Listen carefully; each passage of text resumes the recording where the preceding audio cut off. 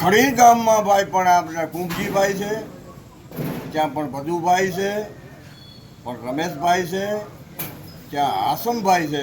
ખડી ગામ જના આ બધોય પાણી લઈ આવ્યા, આ બધી સુવિધા રોડની પણ કરી છે, બધો વિકાસ કરી નાખ્યો છે. આ બહુ ચારે જે સભ્ય છે બહુ આગળ પડતા માણસ છે. પણ આ અમારી વિનંતી છે, અમારે ત્યાં રોડ નીકળી ગયા છે પણ રોડ પણ એ લઈ આવ્યા, પણ આ એક ધોરાવીરાસી રોડ આવ્યો એ બધો વિકાસ કરી નાખ્યો છે. કુંભજીભાઈ, ત્યાં ભદુભાઈ, ત્યાં રમેશભાઈ ને ત્યાં હાસુમભાઈ બહુ વિકાસ કર્યો છે. એમની બહુ અભિનંદન.